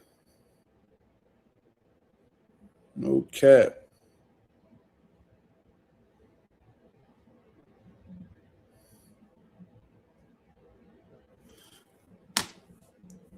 Yeah, I don't know what's up with Bull. Like, he on some weird shit. Nigga's a weirdo. You tell he's slow or something. Niggas he came in the comments like trying to act tough off the rip.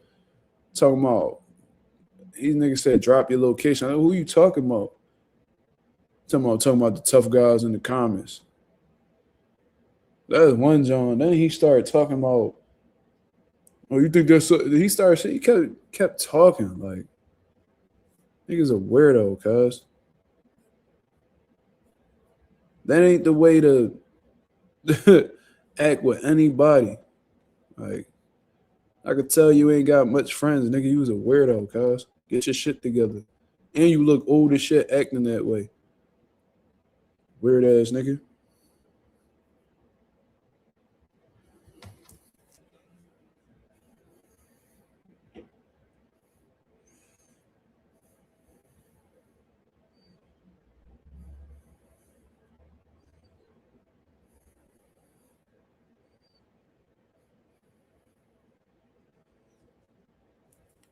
Super weird.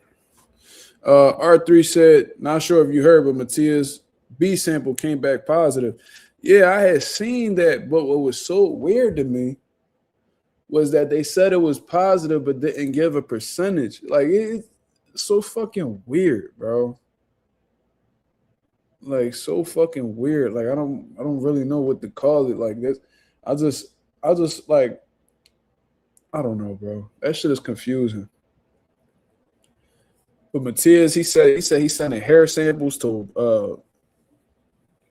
the other anti-doping agency. What's that? WADA? Or is it USADA? One of them. And yeah, like he's doing like extensive research on his end to prove that he's innocent, I guess. I don't know. I don't know. That's a super weird situation though. And some shit, like, I'm not saying that I'm not defending him. I'm not defending him at all. But it is like some shit that kind of don't make sense. You know what I'm saying? Some shit just a little fishy. I don't know. But I guess they're going to let the fight happen anyway.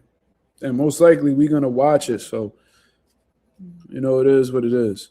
What can I say? But why was Sue Burrell acting like the B sample was totally clean? Well, the reason why he was saying that was because they didn't show a percentage, I guess.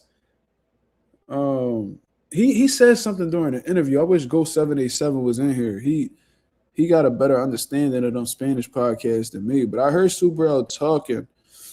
He was saying how, you know, the B sample was clean, and he said that he talked to somebody who was close to, you know, who was involved with the process and all that, and they said that his B sample was clean. But then in the B sample, they said it was positive, but then wouldn't offer a percentage of how much ostrine was in the sample. Like it, I don't fucking know, bro. That's all. I can't really tell you much outside of that. I really can't call it. Shay, the boy Shay in the building, he said, do you think Andy versus Key will happen as Key's going up to 140? Maybe further down the line. I think Andy Cruz is just stuck at 135. Like he's looking to get his world title shot against Raymond Mortataya. You see what I'm saying? Mazuma Vada transports a sample to Wada. Yeah, I heard something like that. I would have to go rewatch the interview to really give you what Sue Burrell has said. But, you know, Sue Burrell talking about that. Like he talking about he gonna be suing niggas and everything after he gets down to the bottom of this because they trying to ruin his reputation. Like he feeling like he got set up. You feel me? So I don't know. So yeah, because typically, Bella, because typically when somebody tests positive, right, they will say like the percentage in which that substance is in their, you know, urine sample or blood sample, whatever it is. Yeah, so they said that he was like 0.00, whatever the number was. But then in the B sample, because they asked for them to open the B sample, and he said that he actually wanted to be there. He said he actually wanted to be there while they did while they opened the B sample because he knows exactly how the way he packaged it and shit like that. So he's like very on edge, like he doesn't really trust them or some shit like that. So I don't know. But yeah, I just found it weird that they said the B sample did have ostrine, but they didn't say to what level. Was it the same amount? Was it the same amount as the A sample? Was it not? I don't know. I really don't know. But, you know, I'm holding Sue Burrell accountable regardless. Unless he was able to affect, like if he's actually able to prove that contamination did take place or somehow, some way he was able to, you know, confirm that he didn't have this in his system, you know, I got to hold him accountable. That's just how this shit goes. And we're going to do that with everybody who tests positive, you know, in the past, present, and future.